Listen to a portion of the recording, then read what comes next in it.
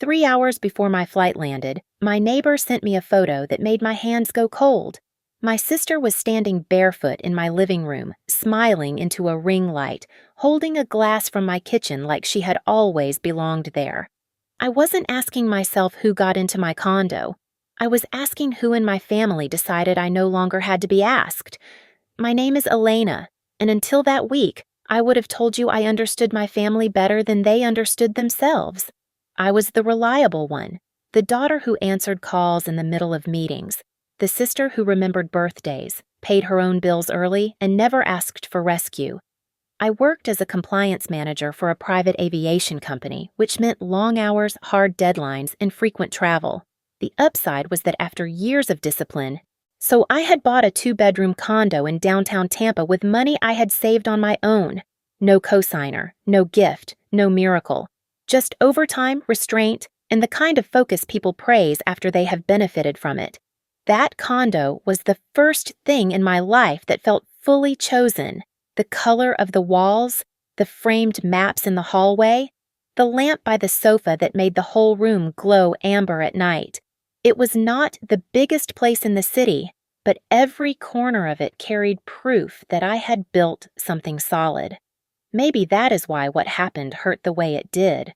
They did not just enter a property. They entered a place that had been earned. My younger sister, Mariah, had never lived by the same rules. She moved through life as if charm were a substitute for planning. If she left a job, it was because the manager was toxic. If she missed rent, it was because the world was unfair. If she cried, someone rushed to explain her. Usually that someone was my father. He had a gift for turning her poor choices into temporary emergencies that everyone else had to absorb. My mother did what she always did. She softened. She worried. She said we should keep peace. In our family, peace usually meant I was expected to be quieter than my anger. Looking back, I can see the roles too clearly. Mariah was the one who needed grace. I was the one who was told I was strong enough not to need anything. That sounds like praise until you live inside it long enough to understand what it really means. It means people stop asking whether something is fair because they assume you can carry unfairness better than others. It means your boundaries get treated like flexible material. It means the fact that you cope becomes the reason people think they can keep adding weight. Families like mine do not always break in one dramatic moment. They erode in smaller permissions. One person borrows without asking. Another excuses it. Someone says, she didn't mean anything by it. Then, over time, the offense changes shape. It stops being a favor and becomes access. It stops being temporary and becomes assumed. From the outside, people wonder how things got so bad. From the inside, the answer is simple. They got bad by being overlooked while they were still small enough to sound normal. 6 weeks before that flight home, I had left for an audit assignment in Chicago. Before I went, I did what I always did. I paid the bills ahead. I turned off the water line under the sink. I let building management know I would be away. I lowered the thermostat. I locked my spare key in a coded box in the utility closet. Years ago, when I had pneumonia, I gave that code to my father in case of an emergency. He had never needed to use it, and I had never bothered to change it. Trust can survive for years on old assumptions. It only takes one betrayal to reveal how careless those assumptions were. The first text from my neighbor had seemed harmless. She asked, "Are you hosting influencer shoots now?" I actually smiled when I saw it because it sounded so random. Then she sent the photo. In the corner of the frame, behind Mariah's grin, I recognized my own console table and the ceramic bowl I had bought on a trip to Santa Fe. I called Mariah first, no answer. I called my father second. He answered on the third ring with the irritated voice of a man already prepared to be right. He told me Mariah was between apartments and needed a decent place for a few weeks.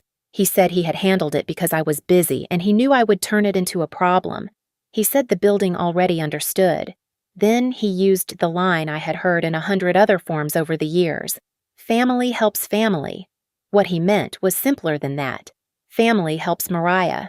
Family forgives my father. Family adjusts around decisions I am not allowed to question. I asked him if he had used my key code.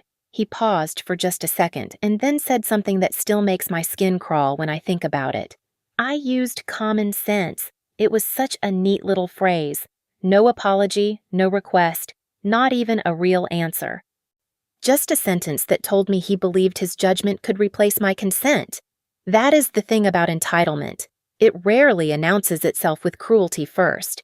It often arrives wearing confidence. It speaks in practical tones. It calls itself reasonable while standing in the middle of someone else's life. I hung up and called building management. At first, they were careful with me, which told me immediately that someone had already spoken to them. A woman in the office eventually confirmed that a temporary occupant form had been submitted with my unit number and a note that it had been authorized by a family representative while I was away for work.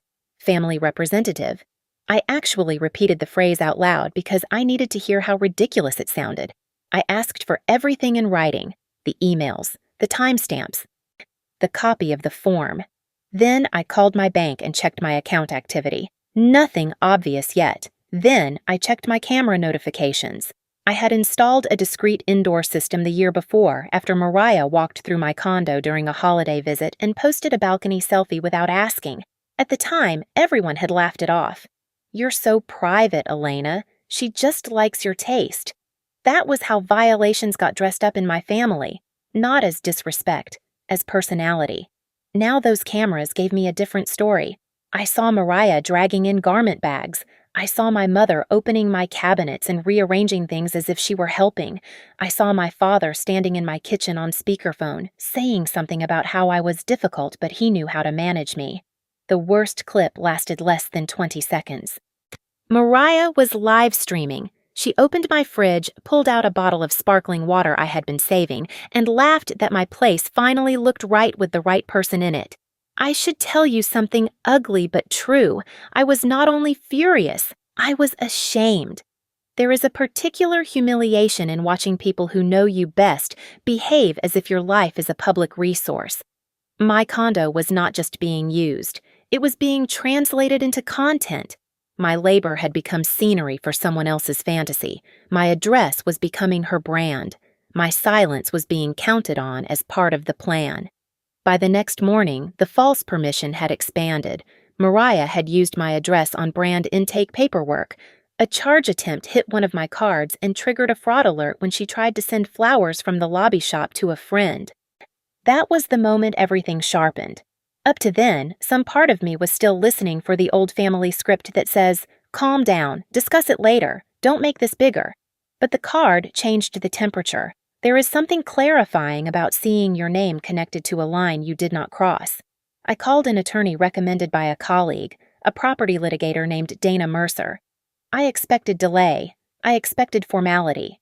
Instead, she listened for 7 minutes, asked for my deed, the building emails, the footage, and my travel records, and then asked a question that cut through every old family reflex in me.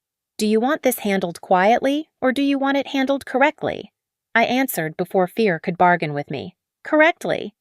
Dana moved fast. She sent preservation notices to building management and my bank. She told me not to warn anyone else. She said people who believe they are justified tend to get sloppy when they think they still have time. She was right. In the next 12 hours, we gathered enough to show a pattern. My father had called the building more than once claiming he was coordinating on my behalf. Mariah had filmed in the unit multiple times.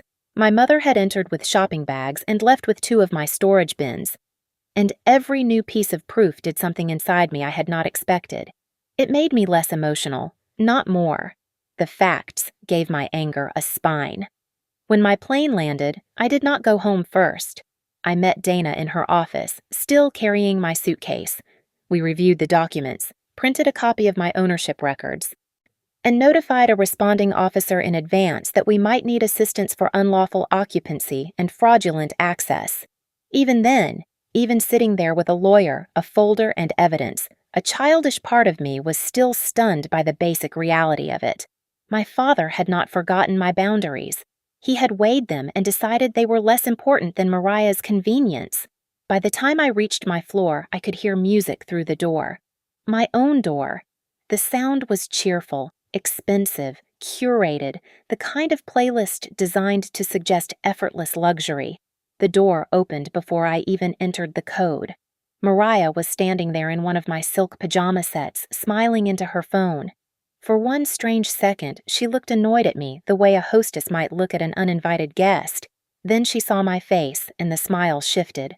Not into guilt, into performance. She lowered the phone just enough to say I was ruining her stream. My father came out of the kitchen carrying a mug from a set I had bought in Italy. He did not look embarrassed. He looked inconvenienced. He asked why I had come back early as if my schedule were the disruption. I asked one question. Who gave either of you the right to be here? Mariah rolled her eyes. My father told me to stop being dramatic. Then he said the sentence that ended any chance of private repair. She's your sister. This place suits her better than sitting empty.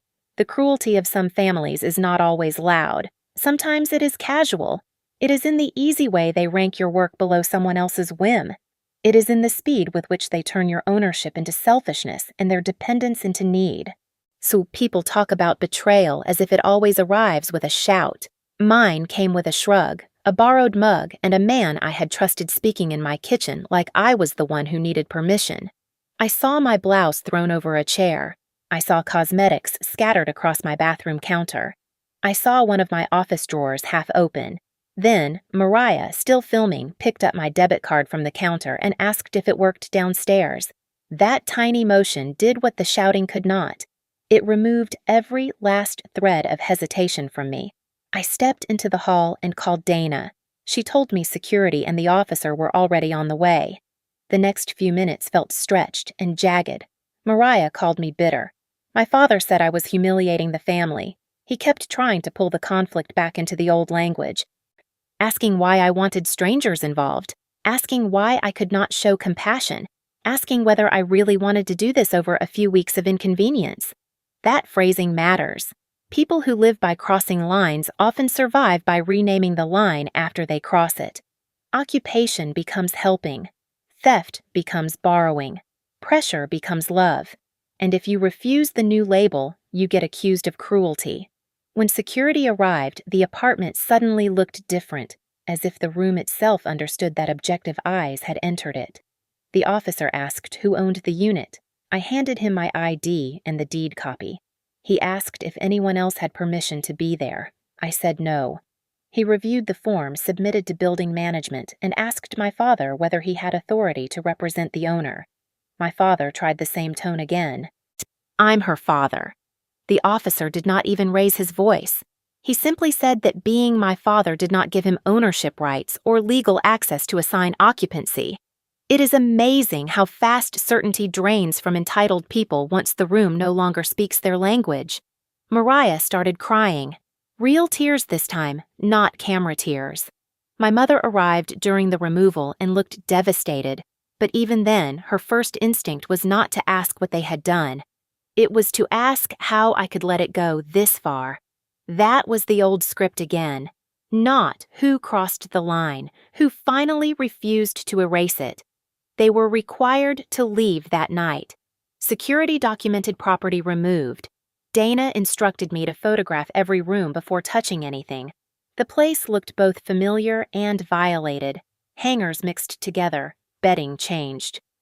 Office files displaced, half my jewelry case empty. On the dining table was a packet from Mariah's management agency with my address printed under hers. That was when the whole thing stopped feeling like a personal family mess and became something colder. I was not dealing with one impulsive trespass. I was dealing with a system in which my life had been converted into usable material. The formal fallout came quickly. Dana pushed the evidence to the right places. The management agency dropped Mariah within 2 days once they saw the occupancy dispute, the footage, and the address misuse. My father faced legal fees he had never imagined because the building, suddenly interested in protecting itself, began reviewing how his claims had been accepted. There were discussions about negligence, about internal procedures, say about who had treated a confident male voice as enough authority to override documentation. For the first time, everyone who had relied on me being calm had to deal with records instead of emotion. And yet the strangest part is this. None of the consequences felt as dramatic to me as the silence after they were gone. Justice is loud in theory, but in real life it often arrives as paperwork and a very quiet room. I stood in my bedroom that first night and could not make myself lie down. My pillow smelled faintly like Mariah's perfume. I slept on the sofa with the lights on. People imagine victory as relief, and there was some relief. But there was also a broken rhythm in my body I did not know how to fix. I changed the locks. I changed the key code. I boxed clothes I could no longer wear without remembering who had touched them. Still, none of that reached the deeper part of the injury. My home had stopped feeling automatic. I checked doors twice, then 3 times. I woke at sounds I could not identify. In a grocery store 1 week later, I heard a woman laugh in the next aisle and had to grip the cart because my chest tightened so fast I thought I might fall. A therapist later told me something I wrote down the moment I got to my car. The real injury is not just that they took your space. It is that they taught you your boundaries were negotiable if the people crossing them were close enough to you. That sentence rearranged everything. It explained why the pain felt older than the incident. What happened in the condo was terrible, yes. But it was also the final expression of a pattern I had been living with for years. Be reasonable, be mature, don't make it harder. Every time I had swallowed anger to keep the peace, I had helped build the road they eventually drove across. Winning a case or forcing someone out does not mean your nervous system immediately believes you are safe again. A house key can be replaced in minutes. Trust does not follow the same schedule. Safety returns by repetition. A quiet hallway, a locked door, a kitchen exactly the way you left it, a body that slowly learns it does not have to prepare for intrusion every time a floorboard creaks. For months, I had to practice living in my own home as if I had just moved in. I bought new sheets. I repainted one wall. I replaced the entry tray with a black one stamped with a single word: mine. Around 4 months later, on a rainy Thursday evening, there was a knock at the door. I already knew before I looked through the peephole that it would be my mother. She stood there damp and exhausted, holding a folder against her chest. I opened the door but kept the chain on. She asked for 5 minutes. I gave her 2. What she wanted, at least on the surface, was simple. She said the family was broken. She said my father was under terrible stress. She said Mariah was in therapy. She said she had brought documents, an apology letter, and information about a few things of mine they had located in storage. The folder, then, contained proof of what should never have left my home, a handwritten note that talked around accountability, and a receipt for 2 pieces of jewelry recovered from a pawnbroker after legal pressure. It was something. It was not enough. I asked her one question. If I had stayed quiet, would any of you have stopped? She opened her mouth, and then she did the most honest thing she had done in years. She said nothing. That silence told the truth more cleanly than any apology could. It told me the answer had always been no. Not until I made the cost visible. Not until I involved people who could not be manipulated by guilt. My mother cried. I believed the tears were real, but real tears do not automatically make a person safe. That is another lesson many people learn too late. Feeling sorry is not the same as being willing to change the structure that caused harm. I told her I hoped Mariah got real help. I told her I hoped my father learned what ownership meant before he lost more than money. I told her I was done carrying emotional responsibility for choices I did not make. Then I said the sentence I wish I had learned 20 years earlier. You do not get to come through this door just because you are related to me. After I closed it, I stood there with my hand on the lock and cried harder than I had when the police removed them. That surprised me, but I understand it now. The hardest door I closed that year was not made of wood. It was the old entrance they had into my conscience, the place where they had always counted on my guilt to keep them comfortable. People still ask whether it was worth it. The lawyers, the family rupture, the tension, the loneliness that followed. My answer has never changed. Yes, because what I had before was not peace. It was compliance dressed as love. It was silence mistaken for kindness. It was a life in which my work, my home, And my personhood could be borrowed whenever someone else had a need dramatic enough to win the room. Home is not just where your furniture is. It is where your body stops negotiating with fear. It is where your no means no without a trial. It is where the people who claim to love you understand that access is not the same as intimacy. I did not lose everything that year. I lost a version of family that only functioned when I abandoned myself. And when I understood that, the silence in my condo stopped sounding empty. It started sounding like freedom. Disclaimer: this video is created for the sole purpose of entertainment. All situations, characters, and stories in this video are fictional and are built entirely using artificial intelligence technology. We hope you have a relaxing time.